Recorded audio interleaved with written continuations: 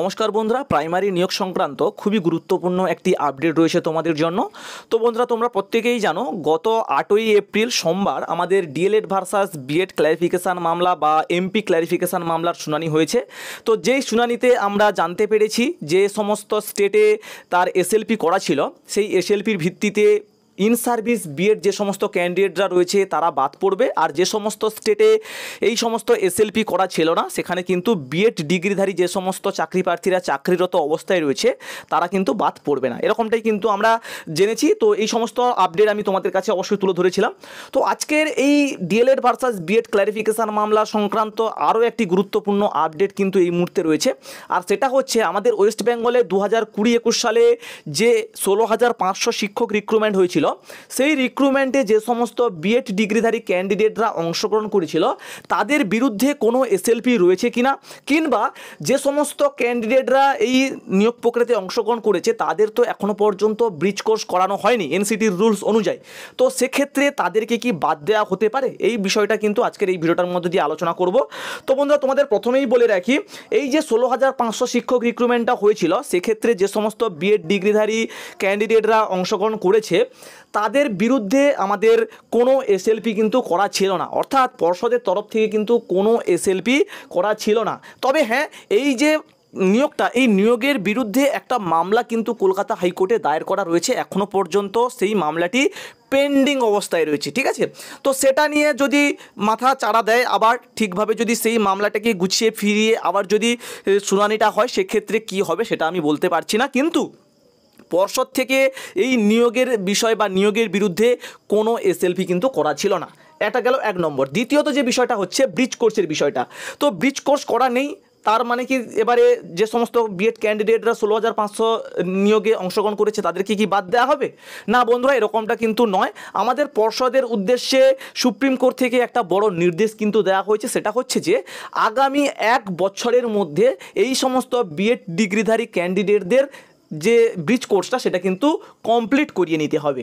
আশা করি বোঝাতে পারলাম। তো এর সঙ্গে আর যে আপডেটগুলি রয়েছে সেগুলো তোমাদের কাছে তুলে ধরছি। বিএড করে প্রাথমিক শিক্ষক পদে চাকরি পাওয়া শিক্ষকদের সম্পর্কিত বড় একটা খবর কিন্তু সামনে এসছে। তো বিএড করা চাকরি প্রার্থীদের প্রাথমিক শিক্ষক পদে নিয়োগ নিয়ে নিজেদের অবস্থান পরিষ্কার করেছে সর্বোচ্চ আদালত সুপ্রিম কোর্ট। সারা ভারতবর্ষে প্রাথমিকে 11/8/2023 আগে নিয়োগপ্রাপ্ত সমস্ত বিএড প্রশিক্ষণপ্রাপ্ত শিক্ষক শিক্ষিকাদের চাকরি বৈধ বলে জানিয়েছে সুপ্রিম কোর্ট। তবে যাদের নিয়োগ শর্ত সাপেক্ষে হয়েছিল তারা কিন্তু আর সুযোগ পাবে না, অর্থাৎ তারা কিন্তু বাদ পড়তে চলেছে। তো বন্ধুরা, এই আপডেটগুলো কিন্তু আমি গত ভিডিওতে কিন্তু তোমাদের জন্য তুলে ধরেছিলাম, তোমরা হয়তো সেই ভিডিওটা দেখেছো। এবং গতদিন এই যে বিএড ভার্সাস ডিএলএড ক্ল্যারিফিকেশন মামলা সেটারও কিন্তু একটা অর্ডার কপি সামনে এসছে, তোমরা হয়তো সেই অর্ডার কপিটা দেখেছো, আর সেই অর্ডার কপিতে কিন্তু এই বিষয়গুলো একদম স্পষ্টভাবে উল্লেখ করা রয়েছে। তো চলমান নিয়োগ প্রক্রিয়ায় বিএড প্রার্থীরা আর সুযোগ পাবে না, নতুন করে কোনো বিএড টেট পরীক্ষায় বসতে পারবে না বা নিয়োগ প্রক্রিয়াতেও কিন্তু বসতে পারবে না। তো এক্ষেত্রে বলে রাখি, 11,765 শূন্য পদে যে নিয়োগটা হয়েছিল সেক্ষেত্রে যে সমস্ত বিএড ক্যান্ডিডেটরা বাদ পড়েছে, তো সেই বিএডরা কি তাহলে আবার অংশগ্রহণ করতে পারবে? না বন্ধুরা, তারা কিন্তু অংশগ্রহণ করতে পারবে না। ঠিক আছে, তারা কিন্তু আর কোনোভাবে অংশগ্রহণ করতে পারবে না, এটুকুই কিন্তু বলার। ঠিক আছে, কেননা তাদের যখন এই যে প্যানেলটা পাবলিশ হয়েছিল সেই প্যানেলের আগে কিন্তু এই রায়টা চলে এসেছিল। ঠিক আছে, তো সেক্ষেত্রে কিন্তু আর তারা বসতে পারবে না।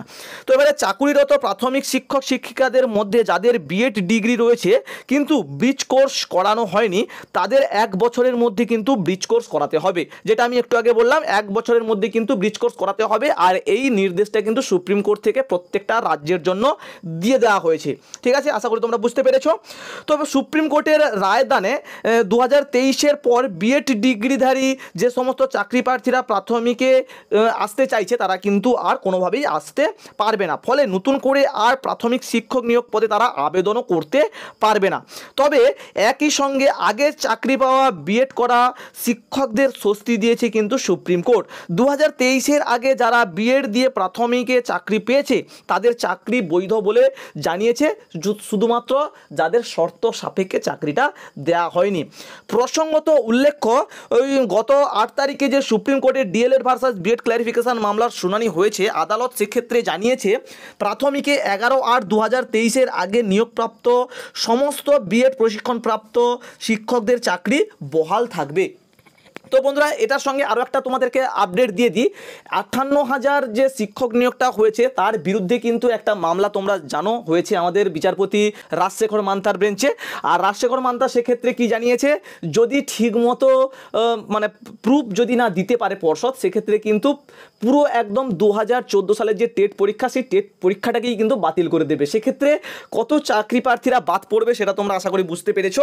আর যেটা মেন টপিক, যেটা আজকের যেটা আলোচ্য বিষয়, সেটা হচ্ছে 16,500 শিক্ষক রিক্রুটমেন্টে যে সমস্ত বিএড ডিগ্রিধারী ক্যান্ডিডেটরা রয়েছে, প্রায় 8,000 মতো যে ক্যান্ডিডেট রয়েছে, তারা কিন্তু কোনোভাবেই বাদ পড়ছে না। আর যে কেসটা বললাম আমাদের হাইকোর্টে রয়েছে, সেই কেসটার রায় যদি আসে বা সেই কেসটা নিয়ে যদি কোনো রকমভাবে কাটাছেঁড়া হয়, সেক্ষেত্রে কী হতে পারে সেটা আমরা পরবর্তীতেই জানতে পারবো। কিন্তু আমাদের পর্ষদ থেকে কিন্তু কোনো এসএলপি করা ছিল না, এইটুকুই।